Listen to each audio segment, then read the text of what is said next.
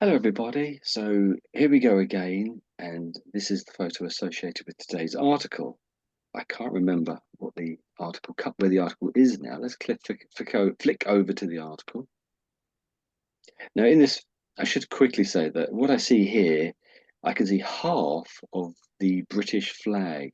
This is roughly half of the British flag. Well, it's a representation of it here. So the British flag is often called the Union Jack. Sort of red, white, and blue. A lot of flags, countries' flags are three colours. A lot of them are red, white, and blue. American flag is similar to, and others along with that. The French flag, French tricolour is that too. But on this side, I can see what looks like what we call a QR code. A QR code. So a mobile phone would presumably be able to read that. But also, it's not really.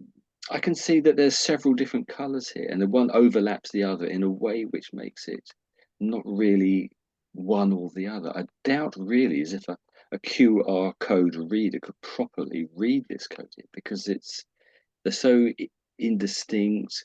The colours overlap with one another, and I strongly suspect the QR code reader would not be able to read it properly. And I imagine there's obviously a reason that they have made this picture like that. Hopefully that will come out in the course of the class. Here we go then. So this title here goes with the article. I'll read it to you. So it says, "Is it time for the UK? Is it time the UK introduced mandatory ID?"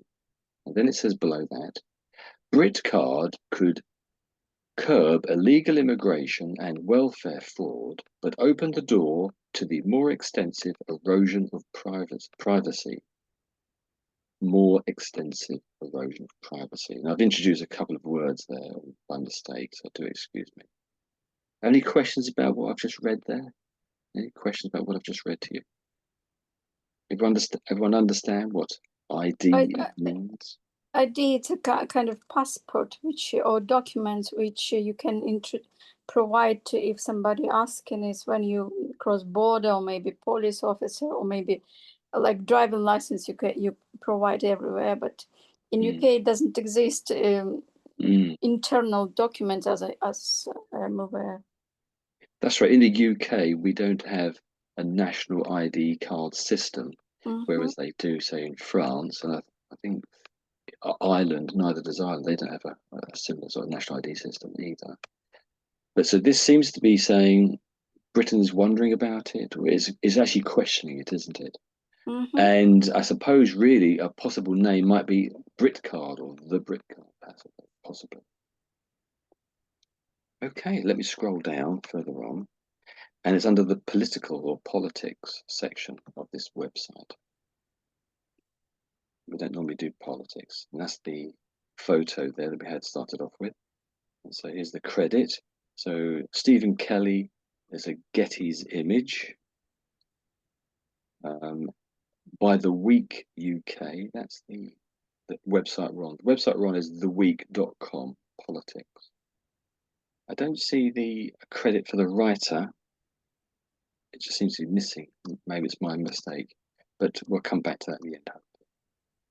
Okay, so can I ask, Michael, are you okay to read this little bit here? And then perhaps at the end, when you finish reading, we'll go over it. Yeah, but could you zoom in? Okay, make it a bit bigger then. Under control. Oh, that's huge now, isn't it?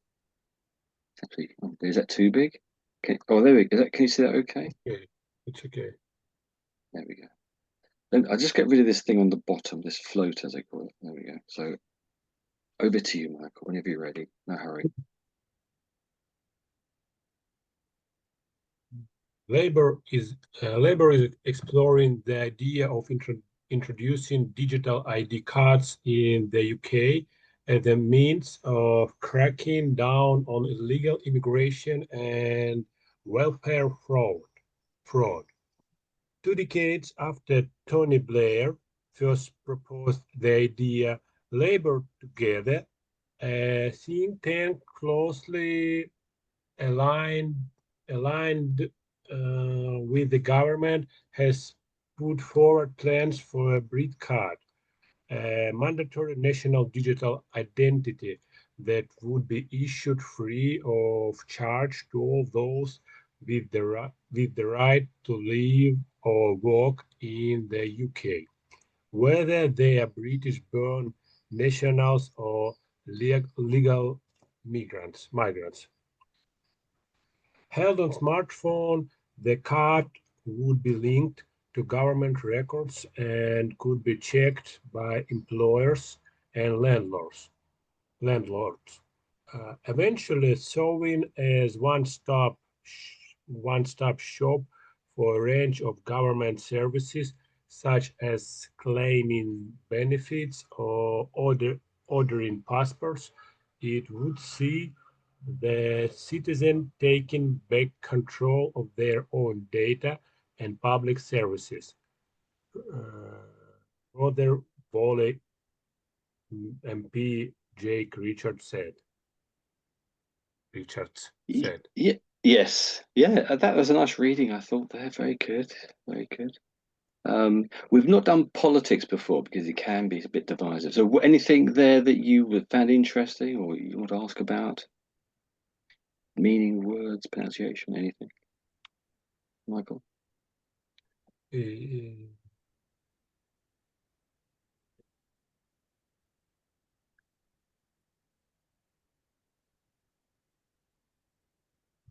Maybe pronunciation. So you think you're okay with the meaning of all of those words, probably on the whole? Maybe the odd one or two. Okay, yeah, pronunciation. It was fairly good, I thought. Maybe, I know perhaps the W and the V I noticed a little bit here because there are a few W's here.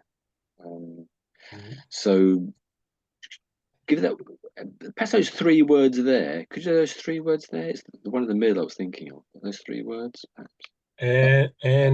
And welfare fraud. Yeah, okay. Let me read this for you again. So, and welfare fraud. Welfare fraud. That's it. It's a little bit of a tongue twister. So there's two F's there, isn't there? Okay, that can be awkward bit.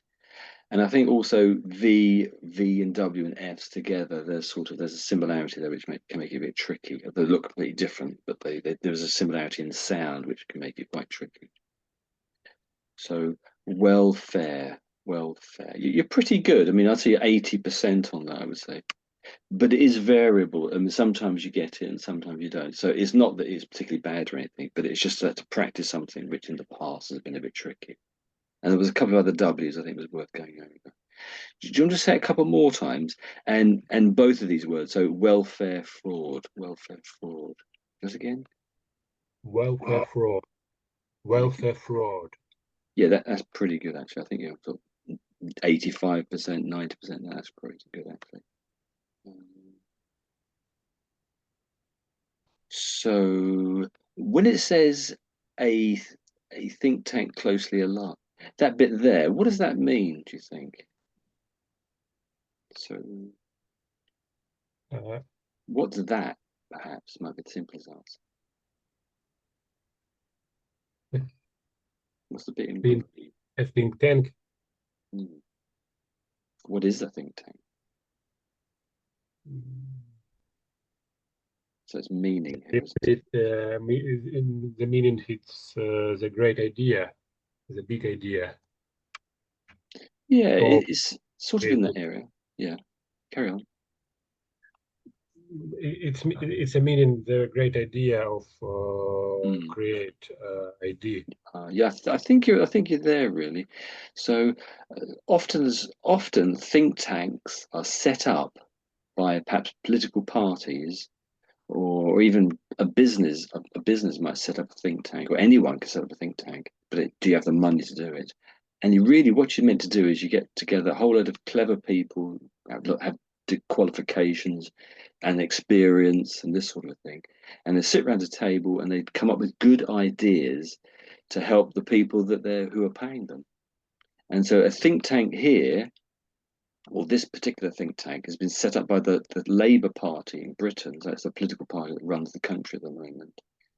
And this think tank has come up with ideas, good ideas, to run the country, and in particular to do with, I guess it is to do with these national ID cards. what they can do exactly, or how they can sell it to the people, I suppose. I think just as a sort of political thing, a lot of British people are a bit against it. Indeed, we've never really had national ID cards, except in a time of war. We've had national ID cards in time of war, but outside of that, we just don't seem to have them, I should say. So what are they thinking of calling this national ID card that they're talking about? What do they think they're going to call? What's the name of it going to be? You've read it out, and I said it at the beginning. Sorry, I didn't catch. So we're talking about a national identity card. Let's say it's a digital national identity card. It might be on your mobile phone or something. Maybe you get Yeah. a physical card as well. I don't know. But there's going to be a name for it. There's going to actually have like a name. Like you have a credit card, you have a debit card. What are they going to call this card? So you read it out when you read this bit out. And I spoke about it at the beginning, read about it. It's got the word card in the name of it.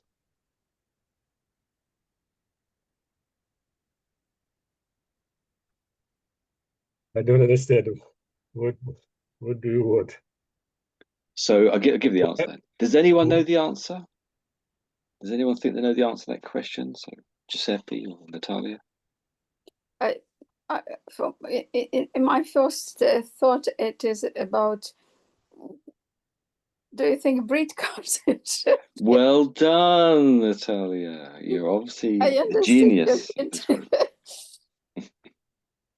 Yes, so and of course maybe this is probably the name. It sounds a bit weak, to be honest. It sounds a bit pathetic, but never mind. I think I hope they don't keep that name if they do come up with it. BritCard is already in first part of this word. Brit is about British people, but people who came from another country and live in, it's not kind of British. It's another people. Well, this is where we're getting onto politics. This is why I avoid these kind of articles, because already we get onto political matters here. So we're not going to talk about, at least I'm going to avoid politics for the moment, because we're trying to read this article at the moment. So thanks for that, Natalia. It was very good. Thank you very much. That was very good. At the end, maybe we'll talk about it, but not for the moment. So anything you've come up with at the moment might be troublesome, Michael? Well, still a couple of other things probably, if I can think of them. It was that word there, thinking about it. I think you said it twice, and I think actually by the second go you had it spot on, I would say. Do you want to just say it again, that word there that's highlighted in blue, just to practice again? Aligned. Yeah, oh, that's Aligned. actually 100%. Yes, aligned. Okay, anything else you want to ask about there? Cracking down. Oh, so at the moment, I'm just talking with Michael. He's read this out, and so we'll concentrate on Michael. It's at the end. Hopefully, I'll ask everybody. So yeah, you have a chance in a minute or two, but not just yet. Unless it's really, really important. I mean, do interrupt if it's important. I said about something about other W article and things, didn't we? Or V's. So this bit at the end is a bit tricky. Not tricky, but so there's R's, there's V's, and there's more R's again. And the R's and V's and F's and whatever are a little bit tricky, I think, a lot of people. So maybe if I read this out to you again and then read it once back. So Rother Valley, oh, hiccup there. So Rother Valley MP Jake Richards said. So this is the bit in quotes is what this person just said. We're not going to read that. So Rother Valley is a place, and Jake Richards is the representative for that area in Britain. Now Rother Valley, from my memory, it's in Wales. So do you want to say that back again? So Rother Valley MP Jake Richards said. So you'll go again, Michael. Rother Valley MP Jake Richards said. Yeah. Okay, that's pretty good. I think it's even better actually than when I first read it out. So you're really getting the Rother, and you're getting the V sound. I think that's quite good too. When it comes to the double L, that's sort of turning into a little bit of a W, I think, when I'm listening quickly. So it is quite tricky, and actually some people do that. So if I say this, we'll do this one word again then. So I'm hearing a W when you're saying it, where my cursor is there. You turn that middle bit to a W. So it's L, valley, valley, valley. I know you know that. So valley, valley. Just say it again, that word there, valley. Valley, valley. Yeah, the last time was perfect. The first time was 90%, and even better by the end. A couple more times. So valley, valley, you'll go. Valley, valley. Yeah, that's really good. That's great to hear that. Fantastic. And I remember the word, another word. Let me use, I was hoping it was going to search the word for me. I can't remember where it was now. Yeah. Oh, I saw it for a second, then it disappeared. Yeah, oh yeah, there is, that's the word. And this is a W word too. That word there. Weather day. Yeah, that's pretty good. That's pretty good. So I'll say it for you. So weather, weather, weather, weather. Okay. Weather, weather. Yeah. So the TH isn't quite as strong as it could be. It sounds a little bit like there's a V trying to come in there. So this is one of the problems, or tricky bits, I suppose, with English. Some people do pronounce the TH as a V, but not normally in this particular position. But so weather, weather. So the TH is sort of a sound. So try again. So weather, weather, tricky. Weather, Oh, weather. oh yeah, really, really, really good. You can't improve on that. That was basically perfect, to be honest. Well done, well done, really good. Well, I'm struggling to think of things here now, and it's just got a bit dark here, so I can't see what I'm doing. So, any other words? Okay, so any words from anyone else that you thought was a bit tricky and want to ask about, maybe? Yeah. Can I ask now? Yes. Yeah, yes. Ask away. Yeah, it's weather and weather. That is absolutely similar sounds, but it just exists. It's a nice weather or weather. Well, maybe I'm completely wrong, but I would say they're exactly the same pronunciation. It's interesting that it's come up with these options here. So I've tapped in. That's not weather. Weather. It's a WEA first three. If I'm not mistaken. Yeah, I've just noticed that as well. Let's have a quick check that again. Well, let's see what the dictionary says. That's strange, isn't it? I never noticed that. Yeah. So here we go. So you use weather when you are talking about a choice or doubt between two or more alternatives. I can't choose whether to go to Scotland or Wales on holiday today, this week maybe, something like that. So let's see how they pronounce it. Often the first H is basically sort of silent, but some people, let's say in Scotland, they do sort of pronounce the H in Scotland, but don't bother about that. That's just information. Basically, the first H is silent. Let's listen to how they say it anyway. Weather. Okay. Weather. Yeah. Can you hear that? Okay, guys. Yeah. Great. Okay. That's the dictionary speaking there. I'll play it once more. Weather. So that's deciding something. But if it's the climate kind of weather, as in weather crisis, weather balloon, I suppose, weather beaten, weather bomb, weather bound, weather bureau.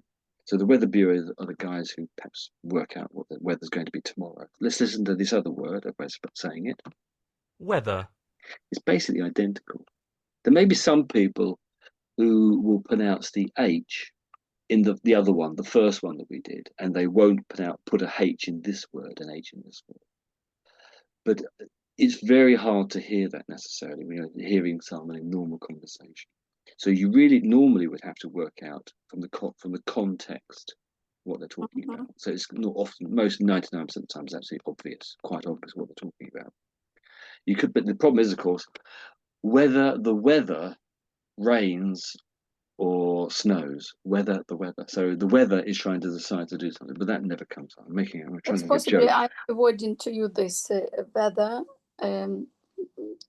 like words which I try to choose something, because I really suffering to build in whole sentences correct. Impossibly, it's the same story like neither, either, and whether. It's possibly three. Yeah, you're losing me a little bit because you're going so fast. And I didn't really understand the very initial problem at the beginning. So just take it slowly. Whether. And start again in what you were saying.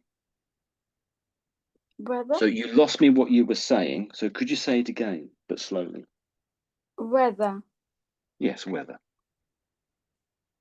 Whether. Okay, so whether. There we go. We've done whether. There we go. So basically, it's the same sound. The two make basically the same sound. There's some people who squeeze an H in the other whether, the first whether. Okay, let's just carry on then. So anything else on this page here? Cracking down. I understand meaning in whole sentence, but cracking, I use it a lot, like a bit like slang. I pretty often hear this word, but cracking down, it is like put on the paper. What is it? So cracking down, yes, that's at the top up here. Cracking down. So basically, anytime we use this phrase is talking about a more serious imposition of the rules, probably. So it means in some regard or other, somebody thinks that someone else is breaking the rules and the rules need to be applied more firmly in this situation. That's what it's saying. So we need to crack down on welfare fraud, something like that, which means more people need to investigate what's happening with fraud, with welfare to catch fraudulent applications, something like that. That's partly what this is saying here, isn't it? Does that make sense when we say yeah. Okay. So I managed to find where this is here. It's already come up with something saying custom. I don't know what that's about. Okay. The other word I know thinking about it was this word here, Michael. So maybe that word again. I think you said it twice thinking about it. Do you fancy just saying that last sentence again from there to the end, including that last one? Michael, you'll go again. Whether they are British-born nationals or legal migrants. Yeah, that's it. So I think three times you said this. I think the middle time was the best one, and you said migrants. That's how it said. Migrants, yeah. That's it. Yeah, yeah. So I think you said migrants, and there is that problem. Is is it an e side of a sound or an e? Yeah, that's always the tricky thing, isn't it? Here and there's no real way of knowing, I would suggest. So migrants. That's it. You've got it. Yeah. So I think yesterday or Monday's class, I think the word body came up, and I think it's the same. It's the vowel sound here, different word, of course. So try that word again here, maybe this word here. Born. Ah, better. Born. Yeah, let's get it. So it's the vowel sound in the middle. When I say the vowel sound, I really mean the O and the R together, because that's normally how we think about it, really, I think. So we'll do it again a couple more times. So born.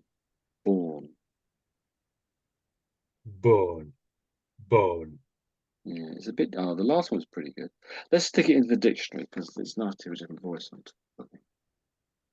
And sometimes I'm even wrong. Half the time I'm wrong, actually. There we go. So let's listen. Let's search that. So let's listen. So let's look at the word. So born. When a baby is born, it comes out of its mother at the beginning of its life. In formal English, if you say that someone is born of someone or so to someone, you mean that person is their parent. So born. Let's listen to how they say it. Born. Yeah, born. Born. Do you want to do it again, Michael? So born. Born. Yeah.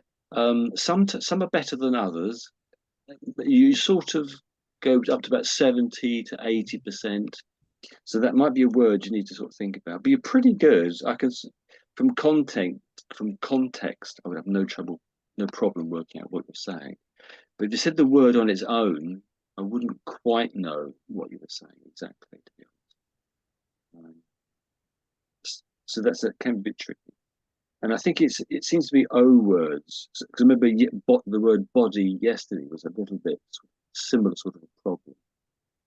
I think it was saying birdie. It's these. Yeah. So we'll leave it there anyway. So there's actually different variations of this word here. So this particular word here means being born. You're born to your mother or born of your mother. But there's other words which have a same sort of sound, but different spelling. So in other words, you put a U in there. That means a river, I think. Yeah, a very small river that dries up. I think you can spell so. And this means the same thing. So a born, and it's spelled, sounds exactly the same, is a small river that can dry up in the summertime. That's a born. But it's pronounced exactly the same as this word here. So English is quite a tricky language in that sense. But it's quite unusual. Not unusual. It doesn't get a great deal of use, I should say that word. You might see it on a map or something. I do a lot of walks, so I guess I'm seeing it all the time. I do lots of walks on maps all the time. So thanks very much, Michael. That was very good. I thought you did that. Very good. Look, really some massive improvement. Okay, so we'll scroll on. I hope everyone else has asked all their questions. So over to Giuseppe now. We'll do lots of adverts and have a little video. The video will switch on in a second. No, we carry on. I think Natalia was in our class before me, but okay. Okay, so Natalia is quite a tricky passage. Well, do the best you can. Just do the best you can. Thank you very much to Giuseppe for handing over very politely to ladies first, which is very chivalrous. That's what we do. Okay, I will try on my best. So just do your best. If you want to stop halfway, that's okay, but just do your best. Okay, over to you. What did the commentators say? Britain and Ireland are the only European countries without an ID card system, and that critics argue has made it attractive to migrants as it is easier to live and work illegally, said the Times.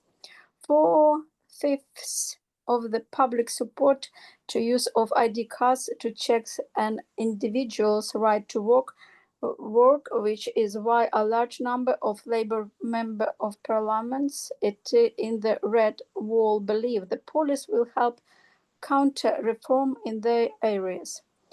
Few issues in Britain provoke as much controversy as the national identity system, said the Financial Times in December last year. Opponents on both the left and the right have long denounced mandatory ID cards are the first step towards a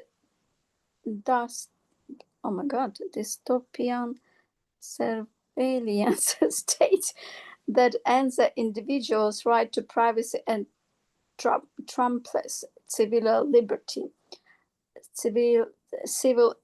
But this view is met with puzzlement elsewhere in Europe. Times and public attitudes have changed, said Polly Toynbee in The Guardian, as have the political imperatives, with successive governments failing to stop the boards. ID cards would be a second line of defense against undocumented migrants who would find getting a job, renting a flat, or using public service near impossible without one. This, though, is a self-sabotaging view, said critic. It holds that traditional liberties were only ever agreeable within. Yes, and that's where it ends, isn't it, down there? Okay, that's good. I love that. It was very good, I thought. Well done. Absolutely new words. Well, there will be. That's partly. I try to pick articles where I think there are going to be new words, but at the same time, I look at the students and think, well, maybe it's a bit too hard. So I vary it a little bit. Sometimes there are easier articles, sometimes there are harder ones. So this little bit I've highlighted on the bottom, if you can see that, it's in quotes either end. Why is that in quotes? Why is that little bit there in quotes? Not the whole sentence, maybe. Or other bits are in quotes too. It is. I think it's like a name of how it's. Sometimes we put in bracket when we basically I don't have enough thoughts to explain. You find it too name difficult. Of something, possibly people who introduce yourself or pretend of themselves, self-sabotage in view. No, sorry, I possibly. So the question really is why do they have quote marks where my cursor is there? So there's quote marks around this little short statement. It's so name what of do quote? Why do we in English use these little things called quote marks? These little things here are called quote marks. Any idea why we use them? Maybe name of something. The name of something. But why do we use them? See, that doesn't quite seem to answer my question, I think. Why do we do this thing? Use these quote marks? Could I ask? Could I? Yeah. Yes, Michael? In this, maybe it's to show in direct speech what it was wrote in the magazine critic in the. Yeah, that's it. Yes. Is that what you meant? Oh, blast! Is that what you meant, Natalia? No. I don't believe I'd understand why it is bracket here. So first of all, these are called quote marks. These little dashes up here. Don't call them brackets. That's something else. That's something else. Brackets. Okay. So if I just bring possibly Mike is correct. It's an indirect. Possibly. Ooh. Ooh, it's only possible you're correct, Michael. So that's a bracket there. Can you see it on the screen? It's very, very small. That's one bracket. That's the other bracket. They're very, very small. And that's actually a square one, I think, that one. And that's other ones. They have got different names, but I forget what they're called. So these things here are roughly brackets. Okay. Thank you. Doing wrong. There we go. There we go. There's two brackets there. And so sometimes in something we're reading, people will use brackets like this, and there'll be a little sentence in the brackets. Okay. You could almost use a comma. Sometimes you could take away the brackets but put commas in their place to replace what they were doing. Sometimes you can do that. It's almost exactly the same thing, but it's not exactly the same, obviously, but similar. But they have the same effect in English, but they have completely different names. So these sort of round things here are called brackets. If I just put some words in there, have I spelled hello wrong? Hello,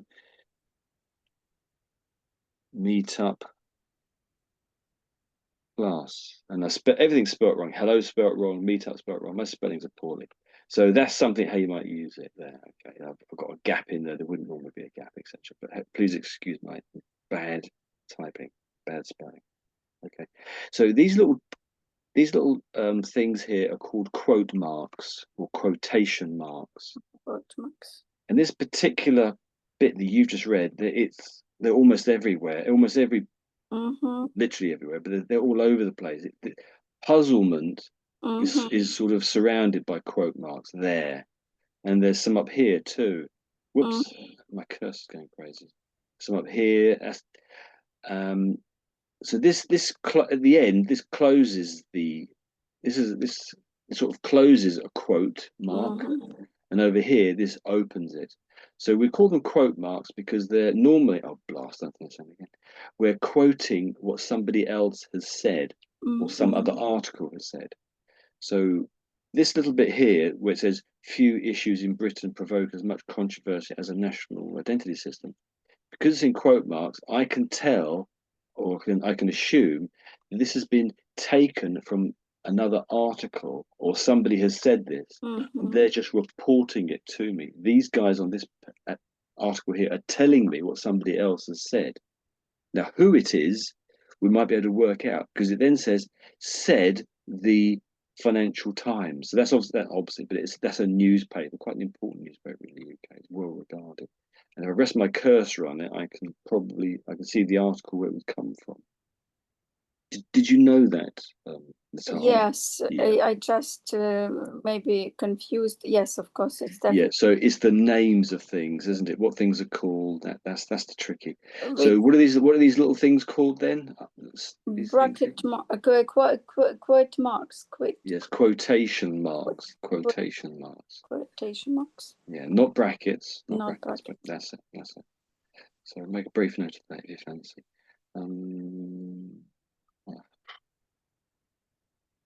Anything you want to ask about this little thing you've read here? Puzzlement elsewhere in Europe. Yes, puzzlement. That's so also again, that's a quote from this website. So I rest my cursor, and somewhere on this same website, it's saying they say this, make this statement in here. It would seem. So if you're puzzled about something, you don't really understand it, you're confused, you're surprised, perhaps even you want to understand it better, probably. And puzzlement is just a variation on the word puzzle, really, just an adjective or something like that. So let's actually just search that for a second and make it absolutely clear. So if you're not certain about something and you're trying to understand it and you can't understand it, you're probably experiencing puzzlement. Puzzlement. I've got the word in there somehow. Let's search it. So puzzlement is the confusion that you feel when you do not understand something. He frowned in puzzlement. Synonyms are perplexity, questioning, surprise, doubt.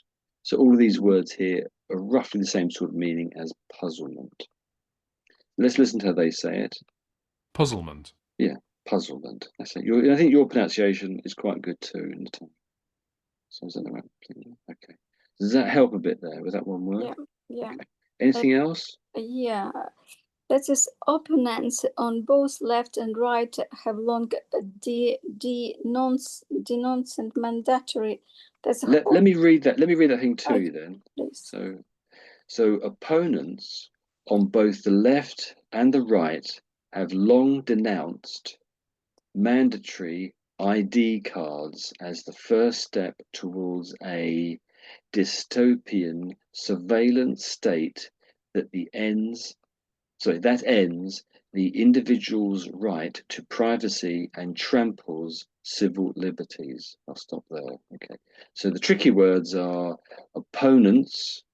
So opponents are someone who is against each other. So if I'm playing a game, my opponent is the other person who's playing the other side, and they're trying to win, and I'm trying to win. We both can't win, probably. So if someone denounces you, it's quite strong. They're sort of what's a simple way? I don't know really. Let's stick it in here. So it's not a minor thing. It's quite strong. They're sort of saying you're bad in a sense. How do they say it? So denounces. Denounce. Yeah, denounce. So if you denounce a person or an action, you criticize them severely. So it's not mild, and publicly and severely and publicly because you feel that they are wrong or evil. So evil, say someone's evil, is quite strong, isn't it? So it's not a small thing. But in politics, of course, often things get quite exciting, don't they? Any other words there? It is interesting, a sentence which I basically can't and open. Let's do the individual words to start with. Okay, what's that word there mean then? Dystopians. That's good. That's pretty good pronunciation. What does it mean?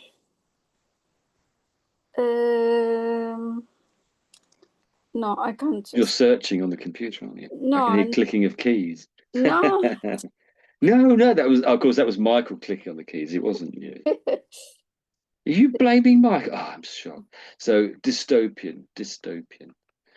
So adjective here or a noun, let's say. So if so of an image, place or state, and we're talking about a state, aren't we? So of an imaginary place or state, that's so wrong. Characterized by everything being as bad as it can be, resembling a dystopia. I think I've misread that somehow. Okay, so dystopian, as a noun, it means a man who advocates or who lives in a dystopia. Mm-hmm. Not a lot of sense. So it's almost. So any ideas what that means? What's the opposite? Hold on a second. Natalia. So what's the opposite, anybody, of dystopia or dystopian? Give me an opposite. Utopia. Utopia. So Natalia, have you heard of utopia? Utopia? Utopia. Ever heard of that? Yeah, I understand, but I don't have.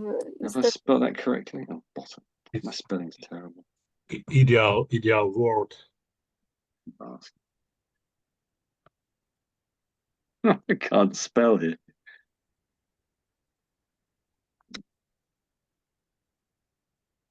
Oh, blast! I hit on character. Yeah. So a dystopian society is a society where everything is negative about it. Okay. Nothing is right. Whereas a utopian society, and I forgive my bad spelling here, is in a sense the opposite, where everything is in a state of perfection, and really there is no such thing as a dystopian society or a utopian society. It's something that's being aimed at, but you don't really ever achieve. We don't achieve perfection in life, do we? We just sort of get better, maybe, but don't get to a state of perfection. So that's dystopian, but often it's a little bit sort of tends to be you'll see a dystopian movie, and it's sort of where there's been a nuclear war and everyone has guns and people shooting each other. That's a dystopian story of life. It's a very negative sort of thing. No one really wants dystopia, hopefully. And utopian is where everyone has a perfect lifestyle. Everyone is living in luxury and pleasure, no pain. And really, we don't really want a life like that. We want a little bit of excitement in life, not necessarily pain. Dystopia. So that's dystopia, hopefully. Does that help a little bit with dystopia? Yes, absolutely help. Okay. So let's read that sentence again, and maybe you tell me what it means. So I'll read it to you, and you tell me what it means. Okay, so I'll read it to you, actually. You just tell me what it means. So opponents on both the left, you just listen for the moment. I'll read it to you, and at the end, you tell me what it means. So really, this would be comprehension for you, and also it'll be a test of you to using English to try and explain it back. So it's for you, there's going to be comprehension and use of English. So I'll read it to you. So opponents on both the left and the right have long denounced mandatory ID cards as the first step towards a dystopian surveillance state that ends the individual's right to privacy and tramples civil liberties. And that's it. So what would you say that means? It's one sentence. So it's over to you. I think that is two parties who argue between themselves and try to one and each other say it is not good because it's bring to liberty, it's a breach of rights, personal privacy, right to privacy. I think they just argue because can destroy some privacy. But it's a difficult thing to do, isn't it? Okay, so to explain, I should say. So I'm not saying I can explain it, but it gives me a good idea of your level of English and where you are. So I hope it wasn't too hard on you.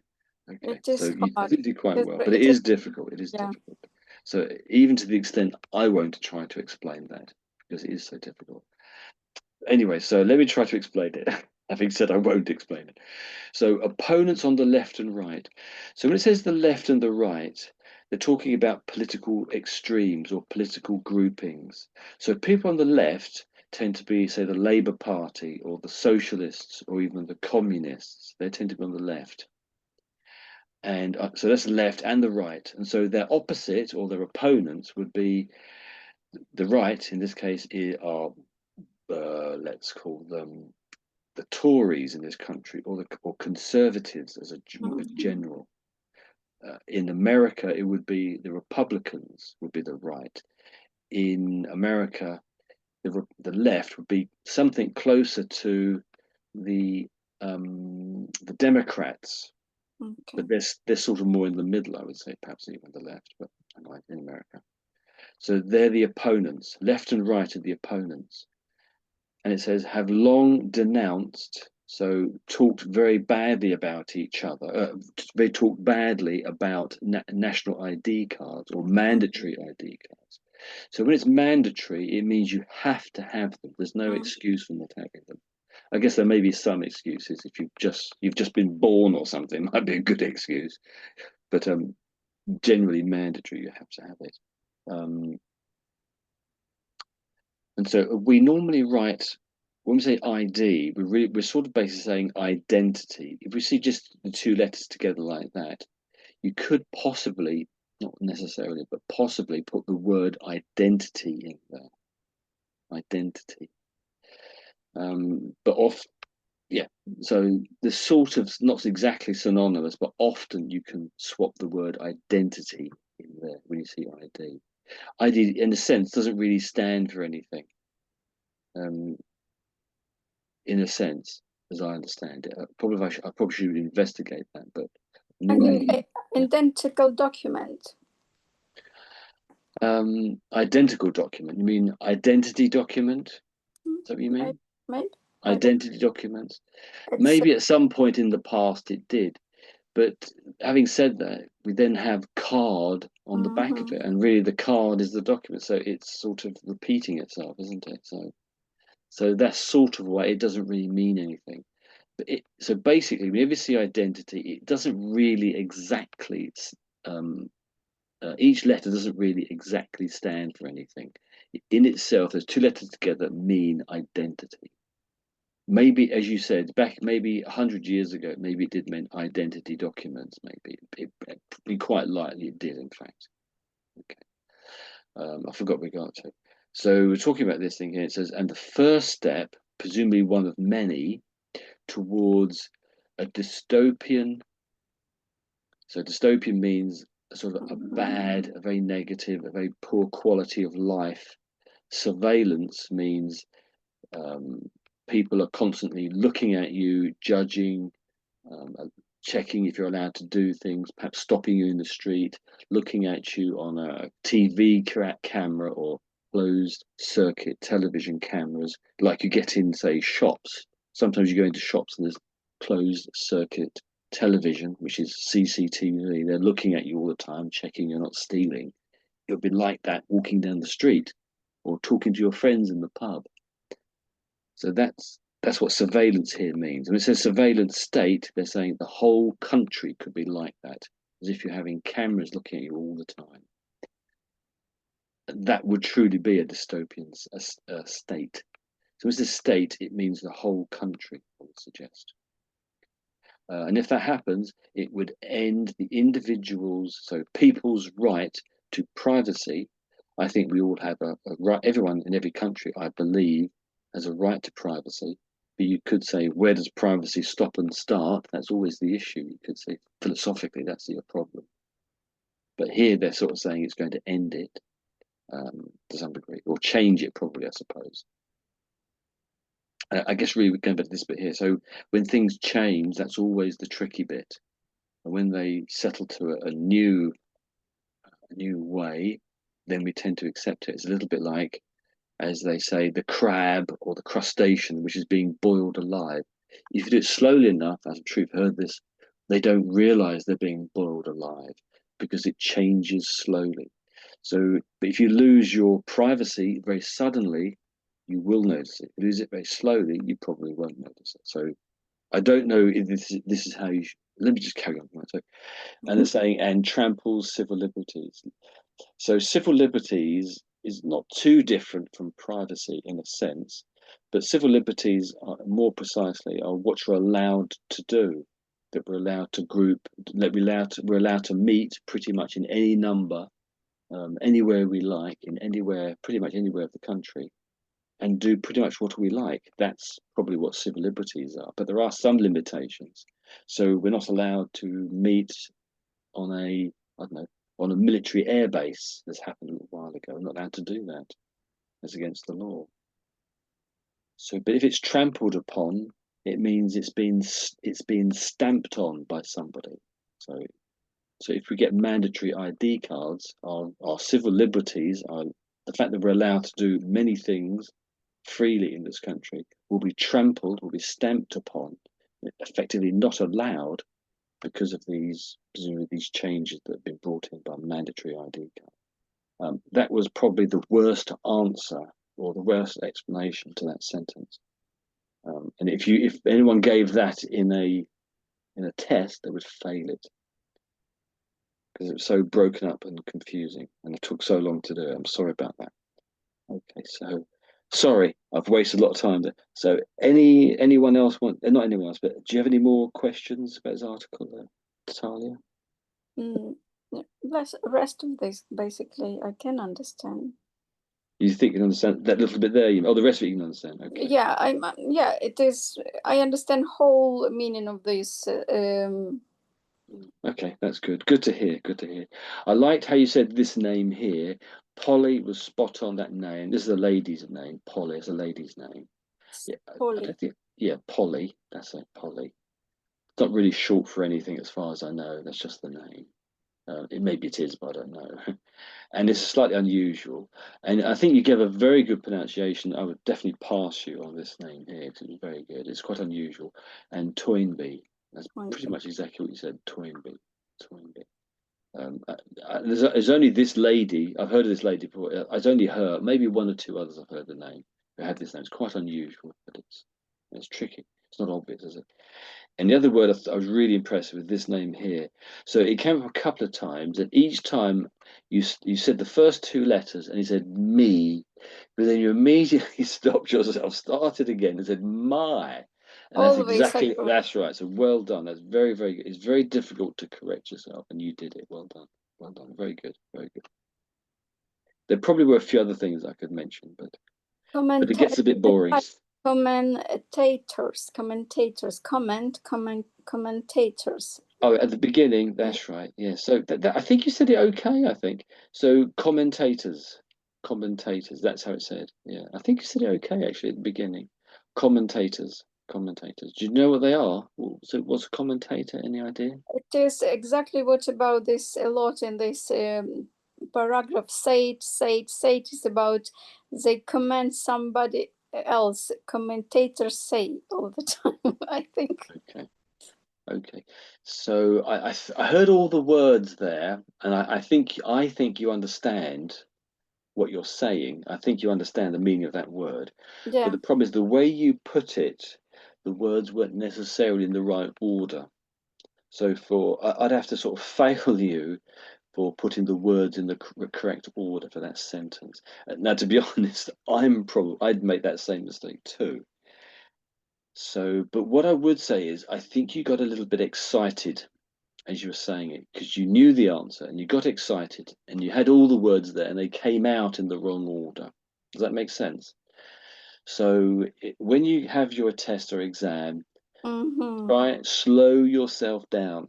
And I mean, and literally do slow yourself down and make a point of trying to speak at half the speed. I'm not joking when I say half the speed. I mean half the speed that you're speaking at now. Probably I speak too quickly. I speak too fast, really, I would say. So, but I would definitely help. It would help you to pass this test when it comes up to halve your speed. So that will allow you, or allow your mind to put the words, or at least give you a chance to put the words, the English words, in the right order. So you had all the right words, but they came out of your mouth in the in the wrong. You had all the right words, but they came out in the wrong order. Not necessarily all the wrong order, but there was too many in the wrong order. Okay. Can I ask you help me with this European? Very. Yeah, that was one word I did notice. It's Europe is not complicated. European. It is a bit hard for me. I spelled it correctly. My spelling is absolutely appalling. Let me just copy it from here. So I'm going to blame the keyboard that I can't see the keyboard correctly because it's going to be spelling.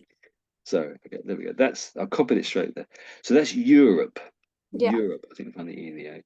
Europe. And that's European. Yeah. European. Makes sense. European. So if I just move the A away from that, the A and N, it's very, very small, isn't it? Maybe it's a bit bigger, so I can hardly see it myself. So where's edit? Is it edit?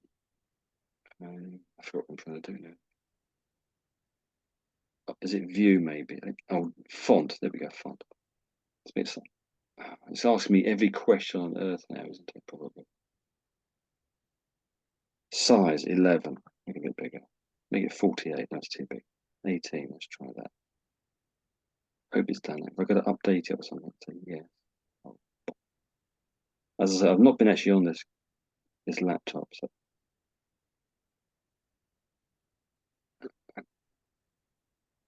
I'll go back. Let's try that. But I bet it's not made it any big. Oh, it has. Yeah.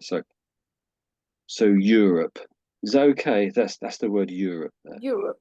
Yeah. And put an AN on the end, it makes it European. European. Yeah. European. Yeah. Okay. Yeah. Thank you.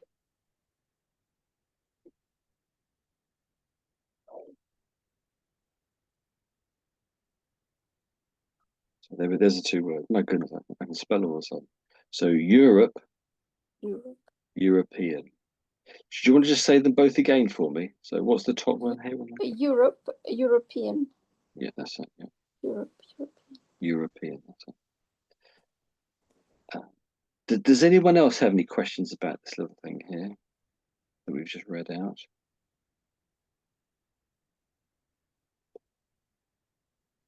If anyone's speaking, I can't hear you. Perhaps no one's speaking though. While you're thinking about it, oh no, you can't see the screen there, can you? So I just tap in ID here. Let's see what it comes up with. So ID. So if you have ID or an ID, you are carrying a document such as an identity card or driving license, which proves that you're a particular person. So let's see about the origin. So identification, papers, credentials, license. And we don't really talk about these things because we don't have them, except of course, if you perhaps go to a supermarket and you look about 12 years old or something, you're fortunate to not look 12 years old, and they ask you, do you have ID? And you may come out with such a ID to prove who you are.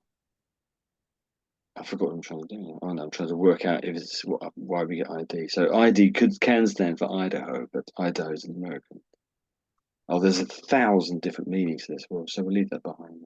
So does anyone else have any queries about this little article here? There's lots more we could say about this because it's actually an awful lot in here.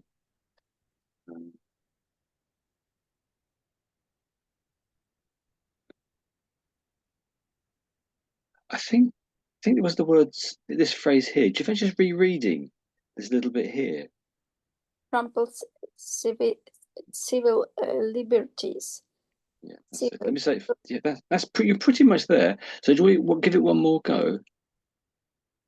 Tramples civil liberties. Ah, yes, that's the big improvement. Well done. So your trickiest word there is tramples. Tramples. So tramples means sort of walking over something. Yeah, step into something to go to another level, kind of breach your rights, and you can lose your yes if somebody breach your rights. That's pretty good. But it could be the idea with the word tramples on its own, outside of this sentence, it could have been anywhere, of course. So if it was in another paragraph, if it was another article, it would have a different meaning, but not incompletely different. So you could, if you're just trampling, you could be just trampling along. It means you're just walking along. But in this context here, it's really got the idea of sort of just destroying by walking on top of something. Not physically necessarily, but sort of metaphorically, doing it in a sort of a word sense, not physically actually doing it, but perhaps they are. And your civil liberties, you could say, are your rights to do things freely in any country or in any situation. So to trample on them means to break them, to stop people having those liberties or rights to do things. So I'll say it again then. So it's tramples, civil liberties. Tramples, civil liberties. Yeah, that's tricky. Tramples. Tramples. In actual fact, if it's take just the word tramp, to tramp means to walk somewhere. Maybe that's quite an old meaning. Having said that, now we might use it occasionally. So you might read in a book somewhere tramp, and it can mean to have a walk somewhere. It implies a long walk, actually quite a long walk, and perhaps it makes you quite tired. But there's also the noun, as in perhaps a capital T, would be a person who is a tramp, means that someone who does walk around a great deal. And there's another meaning to it too. A person who's also a tramp would be a person who is a vagrant. Someone who tramps around might also be a vagrant. So what does vagrant mean? Do you know what a vagrant is? No. A vagrant is someone who is homeless, basically, don't have a home, and they just spend their days and their weeks and their months walking around aimlessly with no job, nowhere to live, and they perhaps get fed by some local shops maybe, and they might sleep in a doorway. That happens definitely in London. He said it quite a lot. I said it quite a lot in the centre of London. If you go further out in London, it doesn't really happen at all, I would say. Well, it does happen. I'm sure it happens, but I don't really see it going there. So that's a tramp might be a homeless person. So there's lots of different meanings. There's lots of different meanings sort of trapped in that word, you might say. Okay. And are different from one another. Okay, so let's scroll on then. So Giuseppe, thank you very much for handing over to the task. Thank you very much. Thank you very much. So this is, sorry to keep you waiting, but it's almost 20 minutes past the hour. So it's over to you. It's your go, Giuseppe, if you can hear me. So from what next? So at the top of the page, I can see when my cursor, it says, this, though, is a self-sabotaging view. We did actually just read that, but let's just read it again if that's okay. This, though, is a self-sabotaging view, said the critic. It holds that traditional liberties were only ever agreeable within a homogeneous, high-trust community and are now a luxury we can no longer afford in an era of enormous immigration from very different cultures. In truth, this gives access to a further erosion of privacy with a promise of safety which is seldom, if ever, delivered upon. What next? Number 10 appears to be using the label together paper to kite-fly the proposal before deciding whether to pursue it, said the Times, with the possibility of rolling out a voluntary scheme that could become mandatory at a future date. Labor Together has estimated the BritCard system would cost up £400 million to build and around £10 million a year to administer as a free-to-use app. But it could boost public finances by around £2 billion a year by reducing benefits fraud, improving tax collection, and better targeting of support during crisis, the Tony Blair Institute for Global Change said in a report last year. Really good reading. A really good reading there. I thought very good, very clear, wonderful. Anything you would like to go back over again, just to double check, or meanings, pronunciation, or anything? Okay. Giuseppe? The meaning is quite clear. Mm. Yeah, lots of bounds and the exclamation. Yeah. Mhm. Anything? No, nothing. So what about kite-fly? What does that mean? That's a bit strange thing. Strange thing to mention in the middle of Oh, identity. yeah, kite-fly. Mm. No paper to kite.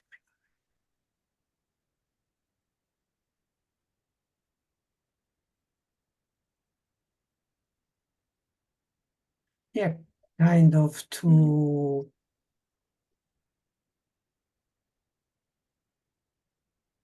start probably, or get to begin something. Number appears to be used label to kite Yeah. fly. Yeah, Yeah, kind of light paper and easy to move, to fly. So it's kind of similarity with a, I don't know, probably is. Great. but I like your guess actually, and there's elements of truth in what you're saying. It's very good. Well done. Um, i- in America, and this is something I think an idea originally came from America, and they perhaps I'm wrong, but I think they sometimes say, "Let me fly a kite." And what they're meaning in a business meeting, and what they're really trying to say is, I have an idea, but I don't know if it's silly or if people will love it or reject it or whatever. So they sort of mention it in a sort of in an offhand kind of a way, in a way where if it gets rejected, they don't get seen as being silly. If your idea gets rejected as being silly, you can become silly if you think about it. So what you try to do is fly a kite, and hopefully you don't come over as being silly. So perhaps in the business meeting, I was giving that suggestion here. So, but here it's political. So the government doesn't want to be seen as having come up with a silly idea, or perhaps a silly way of doing it, or a bad way of doing it, or some element of this thing about the BritCard. They don't want one particular element to be bad. And I've not read the article before, so I can't necessarily tell you exactly what this means. But so there's something about the BritCard where they're sort of, just as you were saying, Giuseppe, they're giving you a taster of what it might look like to start with. The politicians are doing this somehow, and they're waiting to see what people's reactions are. If everyone loves it, oh my goodness, we'll go ahead. We won't change any of it. But if they see one group of people don't like one little bit of it, they might just change that one little bit of it. If that makes sense, I'm sure you get that idea. Hopefully, does that make sense? Hopefully. Anyway, got any questions Yeah. about what you're saying? Yeah. That's it. So when it says number 10, what does that mean? That's a funny thing to say, or isn't it? What does it mean? I think number 10 stands for, I think, number 10 of Downing Street. So Yes, exactly. So number 10 Downing Street is is the official residence of the Prime Minister of Prime the Minister. UK. That's it. You've got it.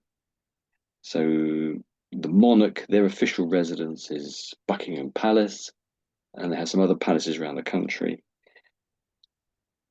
The Prime Minister lives there. And I think actually it might be their official residence, but often they don't live there, or until recently they haven't really lived there.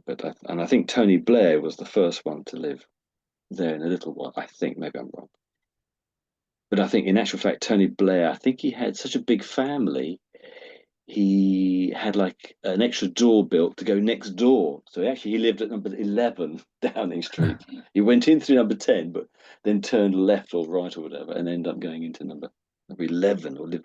I might be wrong in some of those details. That might be somebody else. But anything else you want to ask about that, or anything else you want to ask about? I thought it was really good reading. Well done.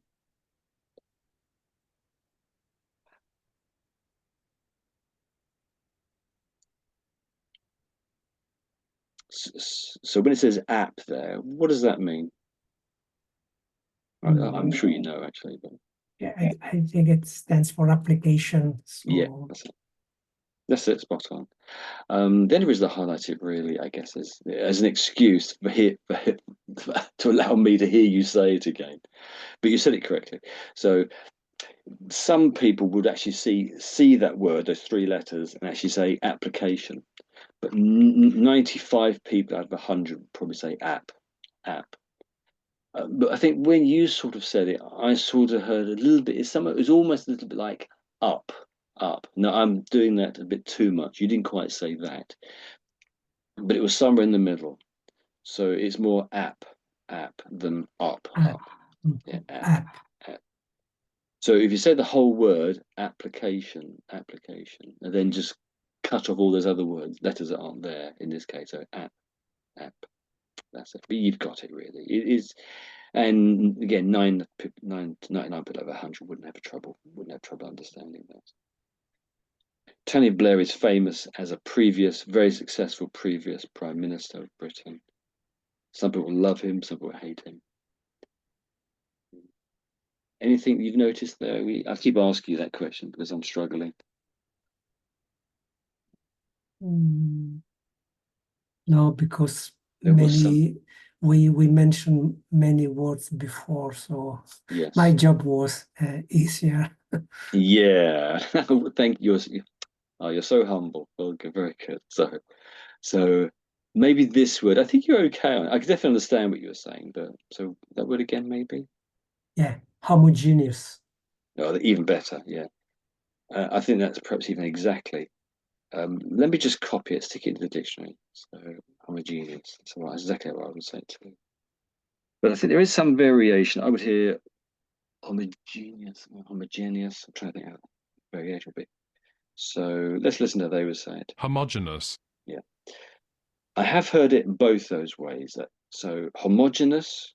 So homogenous is used to describe a group of things which has or thing which has members or parts that are all the same.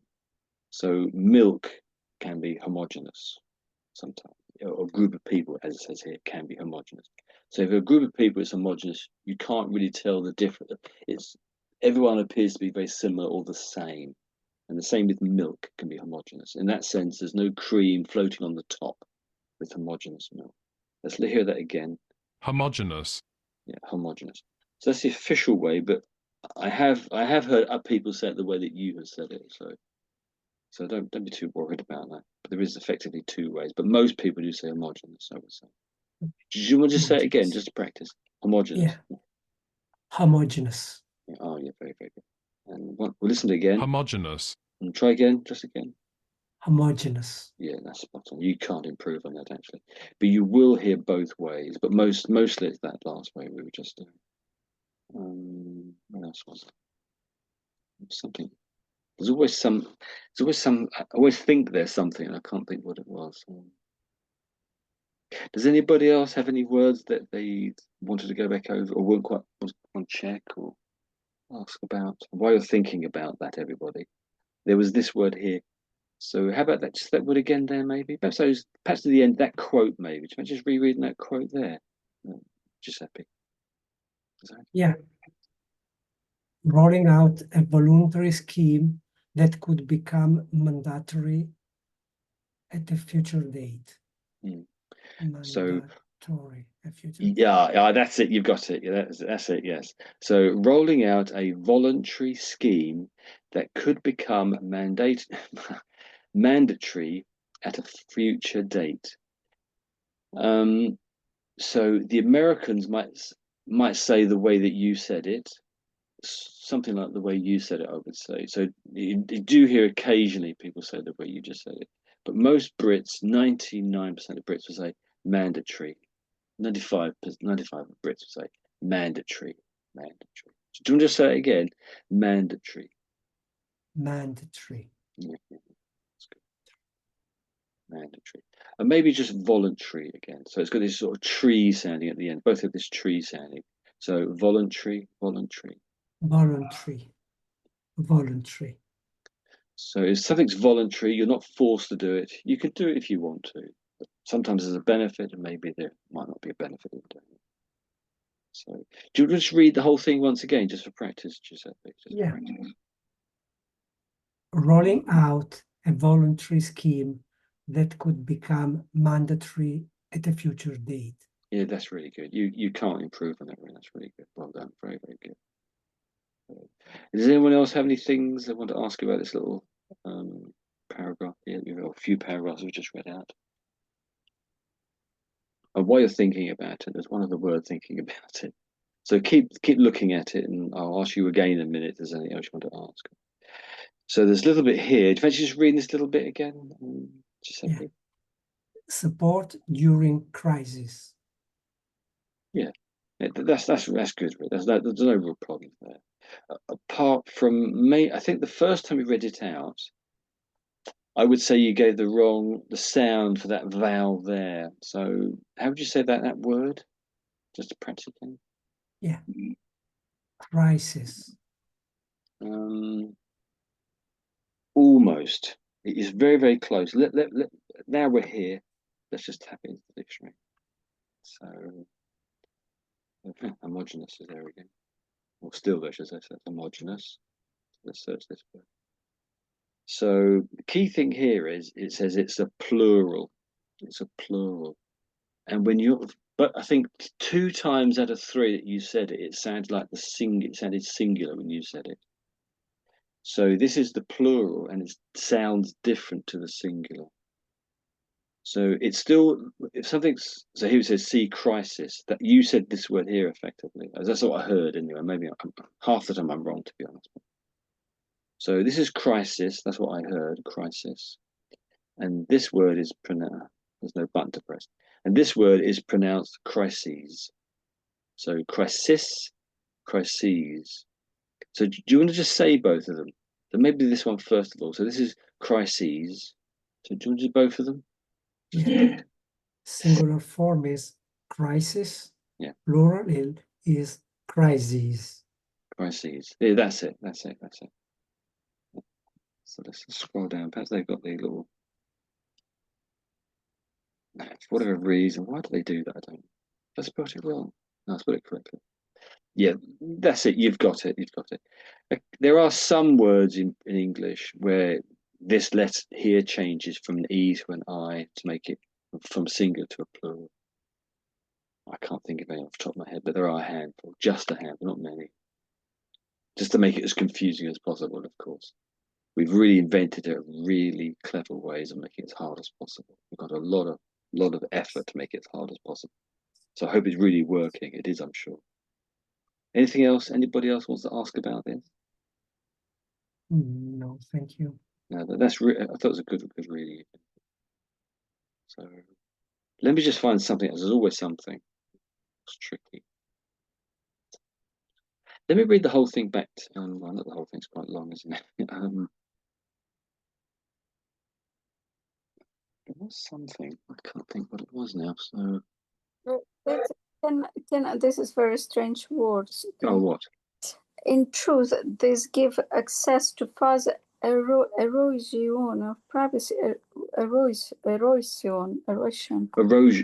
is it? Erosion. Whereabouts is it? In the middle, top, middle, bottom? It is before next. What next above sentence? Next sentence, you mean? After where I've highlighted it, you mean?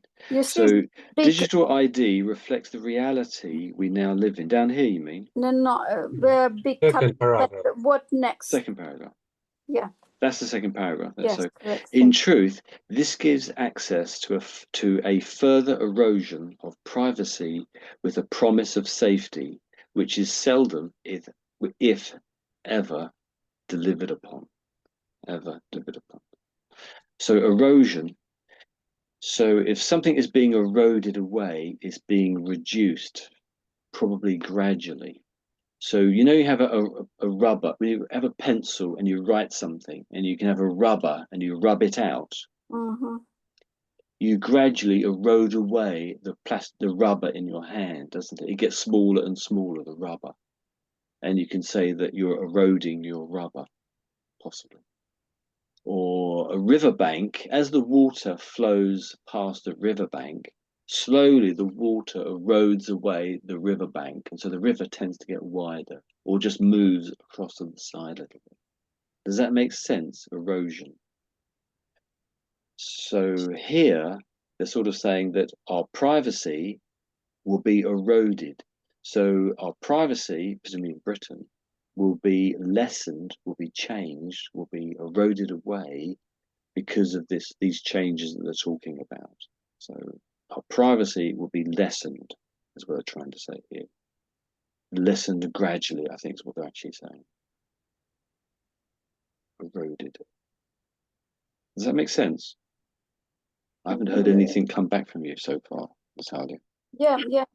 So, yeah. Erosion, very unusual. I never heard before. Okay, yes, it does get used a fair bit. It's not entirely unusual, so it's used a fair amount. Probably not in everyday language, I guess in conversation perhaps. You will see quite a bit in written English, I would suggest. I think it's not known; it's quite common. So let's copy it for a second and pop it into the dictionary, because they often give you some interesting sort of so erosion, damage, or blast.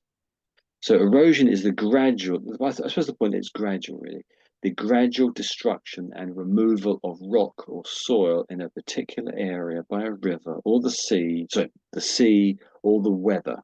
Yeah, so rain on your back garden may erode the soil away down the drain or something. Erosion. Erosion. So disintegration, deterioration, corrosion, I've never seen that word there. Corrosion. I've never seen that word before. That's interesting.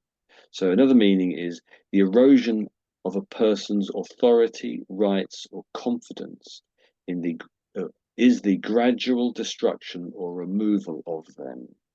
Okay. So the erosion of confidence, the erosion of presidential power. Let's see what their third meaning is. It looks like there's lots and lots, and there's only three actually. So, as an uncountable noun, it says the erosion of support, values, or money. So, in other words, you may gradually lose money, or perhaps benefit, perhaps not entirely all in one go, but gradually over a period of time, perhaps. Okay. So, the dramatic erosion of support, the erosion of moral standards. So, in a sense, though, this little bit here, standards are changing all the time, you could say. Some people want standards to be standard, which means they don't change. But moral standards do tend to change with each generation. Each generation tends to have different values. And when that new generation comes to its time, when it is of age, you might say, its morals tends to dominate and take over. So I'm giving you philosophy as well as English, don't know why I'm doing that. So let's talk about this a little bit, this whole subject. So this can be quite divisive for a lot of people, the right and the left. So I'd say in Britain that I see more of the left wing that wants this, but not a great deal of not entirely the left wing wants this. Whereas the right wing, I would say a lot of the right wing are against it. But some do see the fact that it will be able to be used against people if they are fraudulently seeking benefits or looking for benefits. So, but I think in truth, you probably might just get fraudulent benefit cards, I imagine. I don't know. I'm not entirely convinced. So what do you think about this? So we don't really have ID cards, but most states in Europe, in fact all bar one, I think, have ID cards. So what are your opinions about this subject, you guys? You don't have to state it's your own opinion, but you can, if you want, to state that this is what some people say about ID cards in your country. So I'm scrolling up to get other bits of the story. So there's no. So I haven't heard anybody. So you can think about it for a moment or two if you want. I don't know. Maybe somebody wants first say something. Just give. Yeah, that's okay. Yeah, just listen. You don't have to say anything if you don't want to.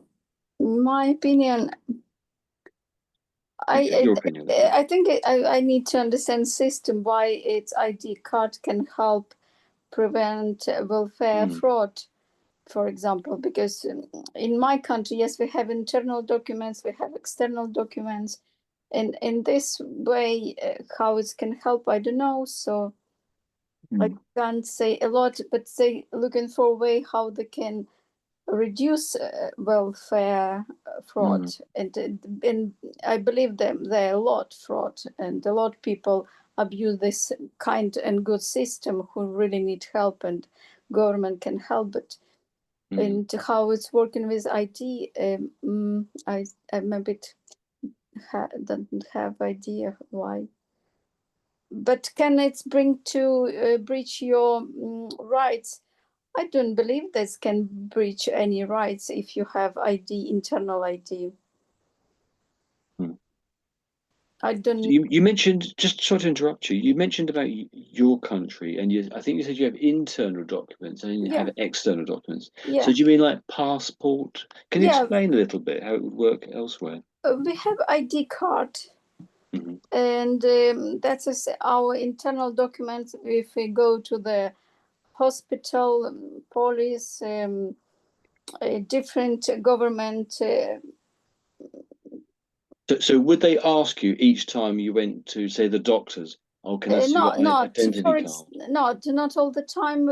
Okay. For example, if you would like to register it with clinic or registrate, you can. They can ask you. But for example, if UK everybody asks you driving license to show your identity, in Ukrainian it's ID card for we can show for our identify our person. That's interesting.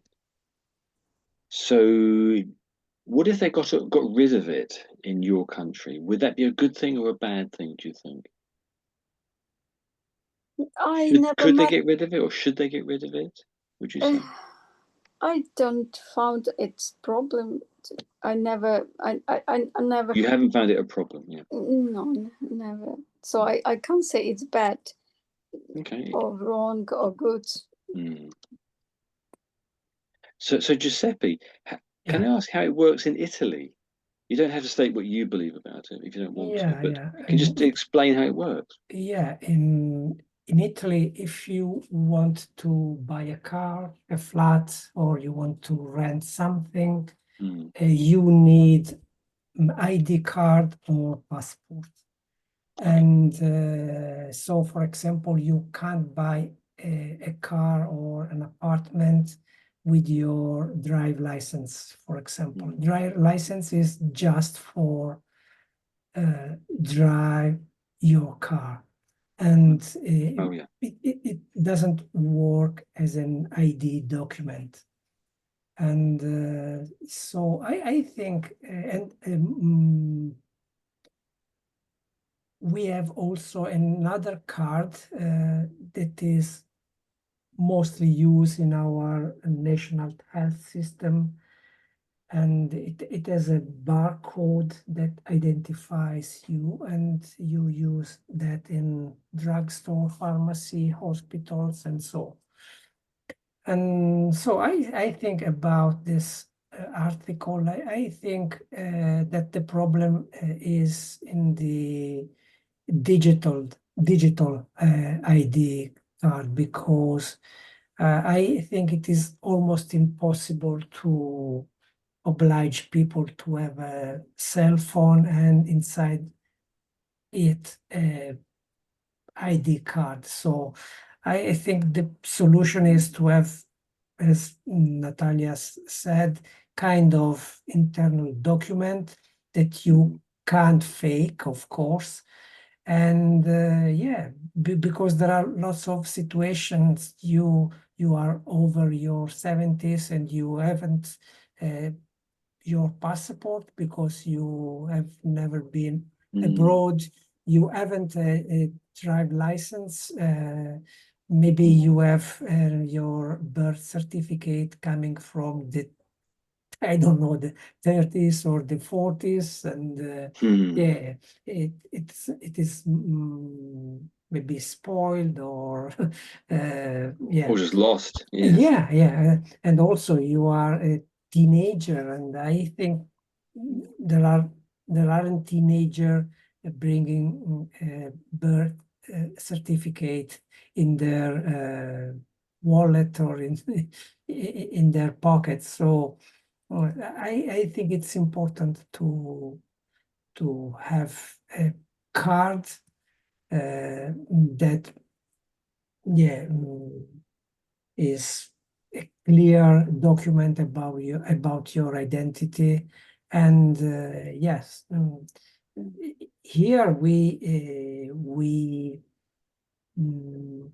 from the moment we decided to have this card and this specific card for health system, actually we have less frauds because every time you are almost sure about who you are assisting, who is the person you are selling something, or who is the person who is buying something, and so. And it is almost the same using digital money. So from the moment we decided to use digital money for normal people, everyone, I think, is feeling more safe. And yeah. But when you say digital money, do you mean online banking? Is that what you mean? Online banking, or paying with by credit cards and other kind of cards, not coins or banknotes, and so Or something you can document the operation, the movement of money, and Yes, I got you. Some people would say digital money was something such as, say, bitcoins or Ethereum.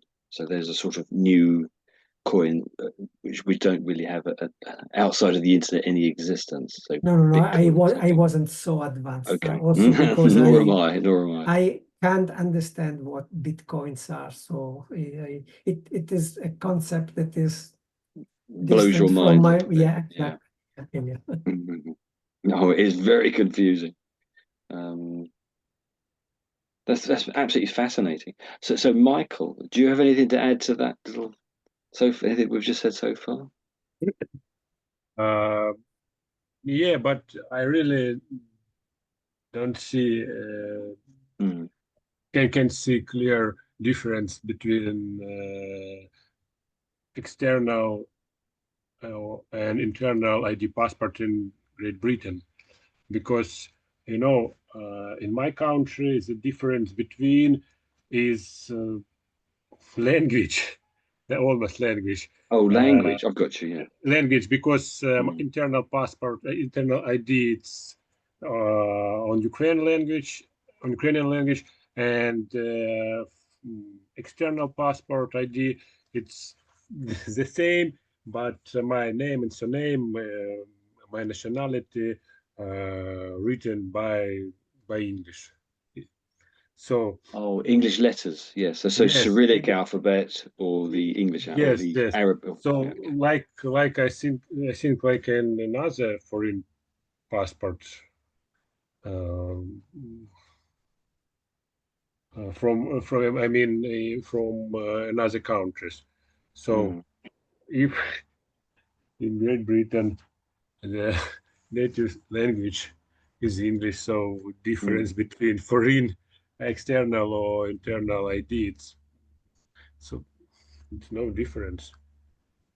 So about privacy, I think in the very moment we have a cell phone or a credit card in our pockets, everyone can follow our steps and movements, and so it. Yes, geolocation, and even when we use internet, I think our internet provider can see where what sites we use. So I think government can use this information and If they really wanted to, yes. so it's interesting, but even in Ukraine, in Soviet Union, some people didn't have ID card, internal ID card until 70s, 1970s years. Wow. People who lived in rural areas, Of course. who worked in communal farms, like so they had some paper, but not a ID, not a passport, internal passport. They even couldn't went to city or another region. Are you saying they couldn't go to the city or another region because Yes, they yes, only had papers? without No permission, papers. Oh, right, permission. Okay. without permission from their employer. So it was like farm. Oh, their employer could give it. Oh, that's interesting. Okay, yeah, but their employer is basically the state, isn't it? Really, back in Soviet days. Yes, so some people even that didn't have even until 1970. Yeah. Yes. Fascinating. But it's also a way of keeping people in their place. So if they can't go to the city, then they're kept in their place. Yes, yes, yes, They're yes. controlled a bit, aren't they? Yeah, that's the one way of looking at it. Yeah, you're right. Yeah, and actually, I think one of the last lines we read about the promise of safety, I think it's a promise that nobody can keep. So in this moment, I think it's an utopia. Yeah.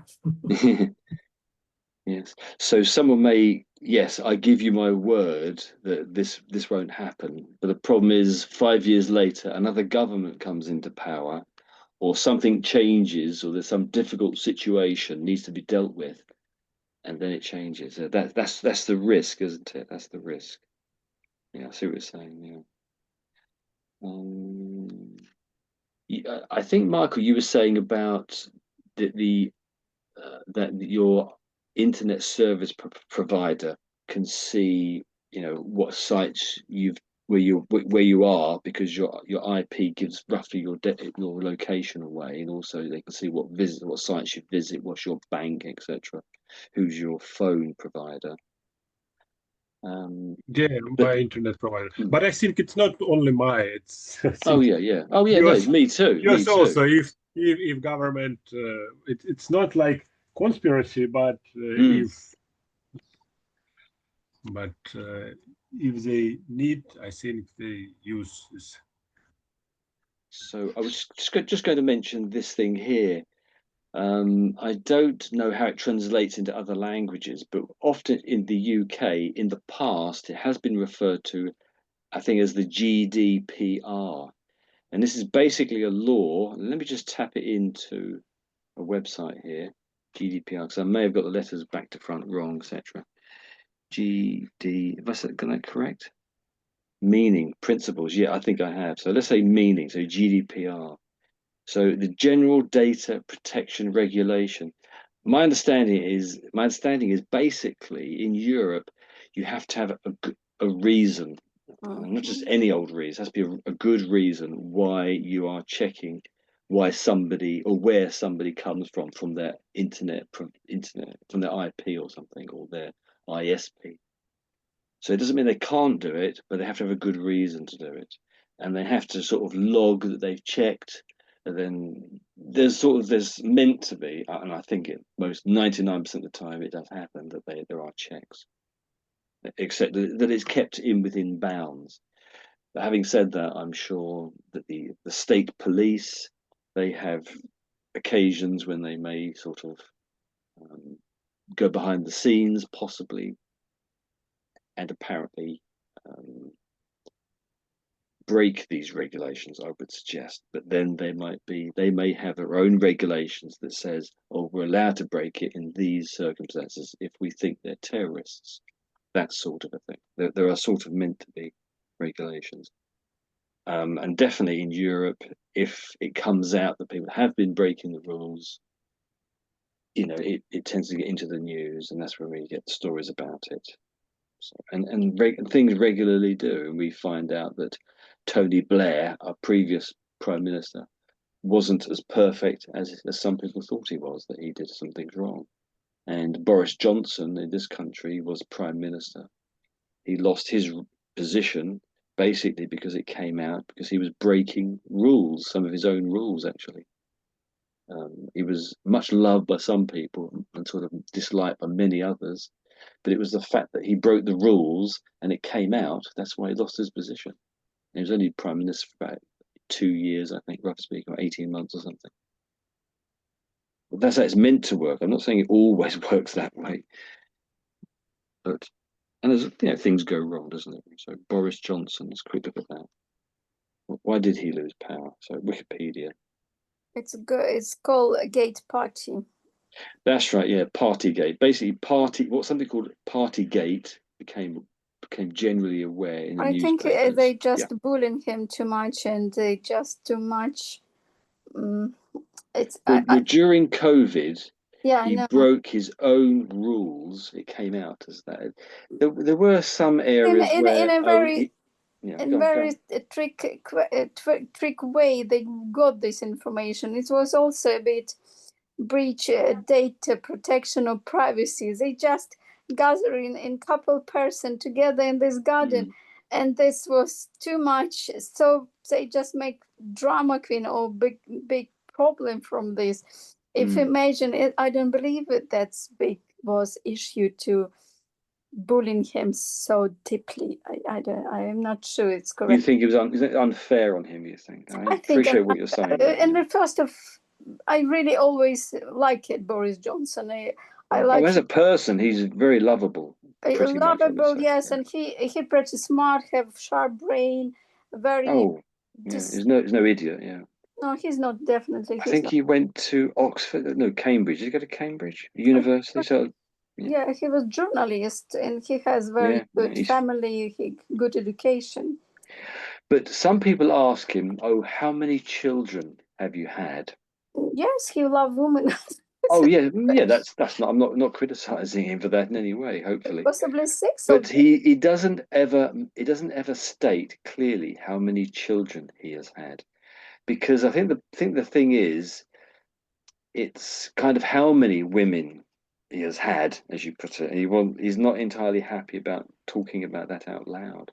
So there are some aspects to his moral life, let's say, or his moral integrity, that in that regard have sort of I'm not going to explain myself very well here. I've just been sort of a little bit below standard, let me say, from what other people may expect of him. And in our days, we have so a strange president of some power countries, and it is you're thinking possibly this is a small issue, maybe not bad, comparing with this idiot who decided to kill whole country or killing every night. Well, there's definitely some things are worse than others. Definitely, sorry. So carry on. I have to agree with you there. So no, I can't say it's carry on, but it is like it is not good. But again, it's personal life. It is nothing to do with job, with country, and possibly he can make good things for his country. But just to interrupt you again, if he's a liar and a cheat in his personal life, so much so that he can't really state publicly how many children he has had, because it will show that he has had more women and children with wives and ladies that his other wives and ladies don't know about. If he's lying in that regard, well, why wouldn't he necessarily, or may he perhaps lie in his political life too? And I would suggest that's what's come out in his political life, that he lied about what he was doing in COVID. He broke his own rules, really almost as if the rules didn't exist to some degree, I would say. He seemed to be very callous and careless, almost as it didn't exist. some of it was unfair. I would definitely say that, but some of it was fair. And I should say he was actually my MP, and I did have a lot of sympathy at the same time with him, but at the same time he did break the rules. So this is why I avoid politics, because Yeah, I can say exist some people who call politics who thinking about next election, and exist some people who worry about I mean also politics, but politics. they think politics, they think about future. And and unfortunately I can came to conclusion we don't have proper politics in our world today. No, affection is a great thing to have, isn't it? So yeah, politics. You can always have worst politics. Your politics can always be a bit worse. So I would kind of say be happy with the politics you've got, but not so happy that you don't want to improve them, if that makes any sense. I'm giving you something pointing towards perfection here, but that's not possible. So I've wasted a lot of, not wasted, but spent a lot of time talking about Boris Johnson. So does anyone else want to talk about Boris Johnson? Does anyone love him, hate him? He's a very lovable character as a person. So from the outside, let's say something in Australia looking at Boris Johnson on the news, he's a wonderful kind of a character, I would say. Yeah. So anyone have any comments or yeah, and questions? before I leave, okay. I think people who are in a top position, so I think it is very important they remember they are not only maybe politicians, lawyers, doctors, teachers, but most of the time they are examples. So I think that is a crucial element in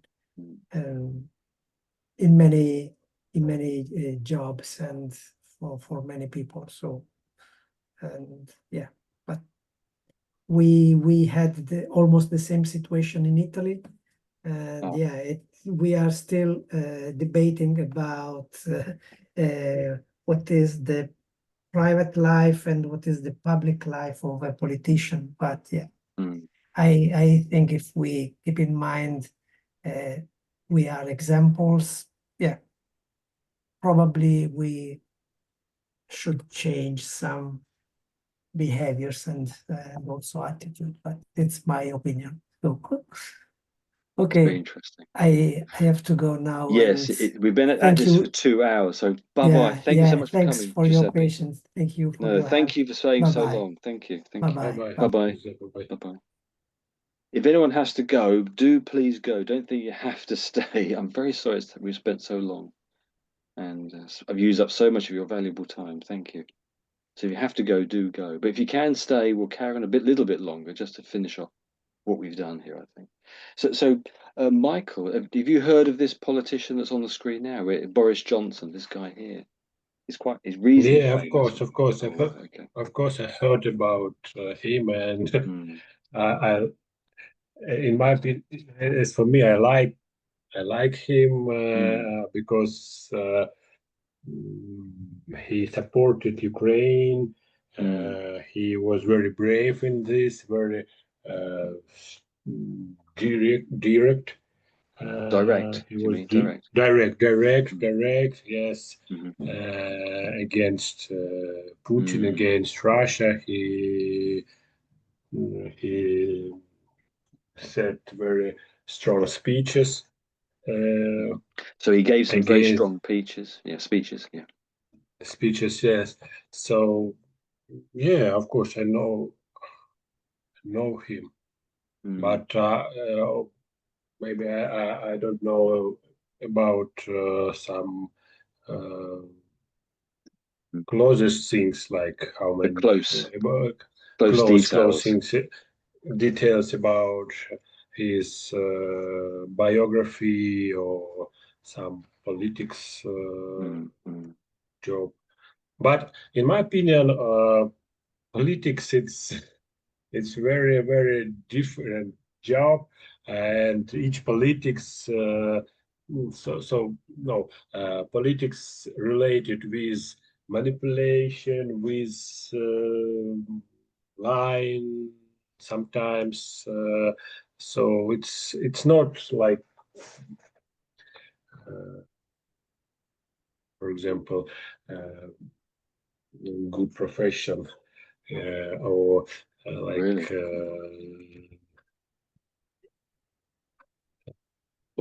holy profession, you know. When you It's a little bit sometimes unholy, or yeah, yes, it's yes, almost yes, evil in a because sense. Yeah. Okay. yes, yes, yeah, because yeah, sometimes you have to manipulate it with people. You have to promise something, but you have it's like a some politics game, some primaries before election. It's like you know mm, they promise many, but they promise they said and promise all what people would like to hear. So, and in real, sometimes it's they want they do it. So there's sometimes politicians say what people want to hear, but when they get into power, they do the opposite. They don't do what they say sometimes. Perhaps Yes, even and most of the time. in my opinion, Boris Johnson, why he released. It's because he was so direct, so uh, he he must.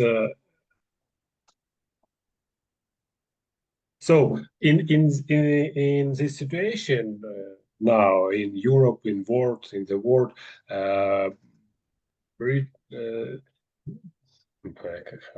it is how to explain it. The politic must be little softly, not direct. Uh, In Britain, you mean? So it's different from elsewhere? What do you mean? no, I mean against Putin, against Russia, against war. So it's he was so strict, so direct Oh, okay, yes. against Russia. So Okay. I think it was his mistake, and Mm. Yeah, yeah. Yes, I think I understand what you're getting at there. Yes, and I have to agree with you. I think yes, what you said there.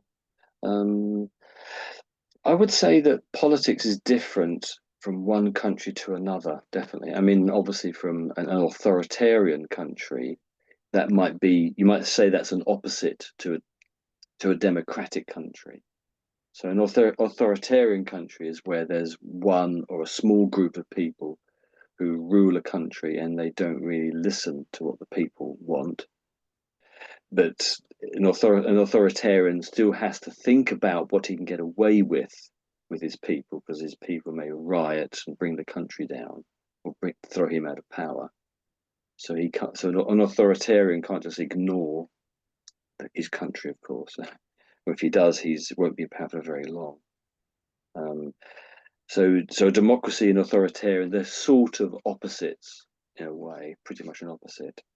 I think you said the word close. And I can't remember what it was, how you said it now. So let's look at the word close. So there's two ways of saying it. So let's listen to the other two ways. Oh, word forms. Let's listen to. I thought they might mention here. So close, shutting or completing. So you might close a shop, I suppose. Close a shop. Let's listen to how they're saying it here. close, Close. I was hoping they would give us another version. They don't seem to be giving it. Give it to close. but it might be here. But where is it? Oh, is this the other one? Oh, yes. So the first one was close, and what's this one? This one is close, so there's two ways of saying the word close and close, and I don't really know why I'm saying this now. You said the word close. Well, forget that. I can't think why you said close at one He point. I say think you he does not know Boris Johnson close or closely. I think that's right. Yeah, closely enough. Yeah. closed. So you didn't understand this situation closely enough. You're removed. You're too far away. You're so far. It's another country after all. I think you probably wouldn't be expected to know what's going on in another country, hundreds of miles away. Is the same in Britain. I mean, I vaguely know that Albanese is in Australia as the leader. He's recently been elected. Except I know some details, but not everything. And you also mentioned the other word, manipulate was the other word. So these are the two words that struck me when you said it. We were talking, I should say, manipulate. And I would say that I don't necessarily see in Britain the politicians most politicians manipulating the public or the electorate. We'll probably say the electorate rather than public, because we elect our representatives in that sense. But I think we might tend to say an authoritarian leader of a country might be manipulating his population. We might say that. It doesn't quite, for me, in Britain, it's quite a negative thing to say. It might be true, but it's a fairly negative thing to say that, oh, the leader, the country's politicians are manipulating the electorate. It's quite a harsh thing to say. Do you think a lie and manipulation is not the same place where you can say my politic lie me or manipulate is possibly both very worst to have from our politics. I mean, politics in Britain, you mean? Yeah, and Well, there are lies and there are political lies. I don't necessarily see them being exactly the same. manipulate is a horrible thing, absolutely. Yeah, it's a bit extreme. So let's listen to the word manipulate. Manipulate. Yeah, so if you say that someone manipulates people, you disapprove of them because they skillfully force or persuade people to do what they want. So Okay. what you want, not what they want. I don't know. I probably read that wrong there. So let's read the example sentence here. So he was a very difficult character. He manipulates people. So is it quite a negative thing to say? But it might be true about some leaders, I should say, of political parties. In for example, in Ukraine, it's not just even manipulation. They just openly lie. People promise you something, and people, by the way, they absolutely believe they lied. But we somehow elected different our politics or member of parliament, and I don't know sometimes what people make to do this choice. Why they do it? There is a degree of self-delusion, isn't there?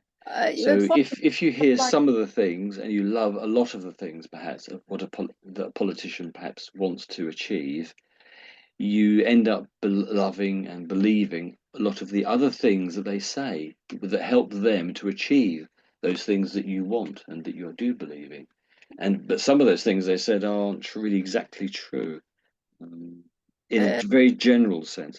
Yeah, I tend to think in British politics, you have to listen carefully, very closely to what the person is saying. So sometimes he might use, we will do this, or we will try to do this, or we want to do this, or this is our aim.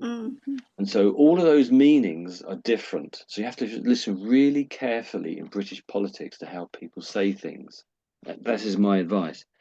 And so there's a different level of intensity of meaning. The first one I said, we will do this. Well, there's no room for any doubt. That is something they are going to do. Yeah, I'm agreeing. And the other ones I said were sort of, they're going to may do them, they may not do them. Yeah, so I think you understand what I'm getting at. So. I can compliment it your country because British country. I don't know. Are you from where you're from? But Yeah, I'm from Bristol. and before possibly 2000, your country was able building strong, reliable, and trust-able relationship between government and people, and this was very nice. And still, we can see this good job done by your country. And in my country, we absolutely have trauma, and we don't believe in anything what say our parliament or government. We are absolutely disappointed, and even we know they doesn't bring any goods in my country. We still elected some oligarchs, for example.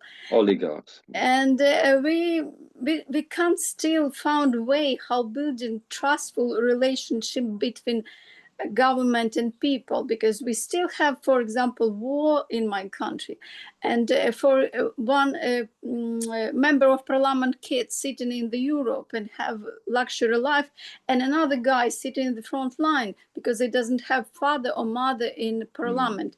That's us again, which breach and broken and disappointed people because we don't have equal rights. Yeah, I believe what you're saying. Yeah. So, do you have any other examples which sort of show that there is inequality in your country? I know. Do you have any examples of it? Between people and government. Well, it could be anything, really. Possibly it's one of the brightest example. The best example. Do you mean? Yeah, in this day, for example, it's one of the painful example, because it's not about money already. It's about life. It's about somebody. Oh, life. Do you mean life and death? Do you mean? Yes, I mean. Yeah, say life and death, because it wasn't entirely clear. Yeah. Okay, yeah. I think I agree with what you're saying. Yes, yes. And we have to. Why we love Boris Johnson? Possibly most of Ukrainian love, because, and he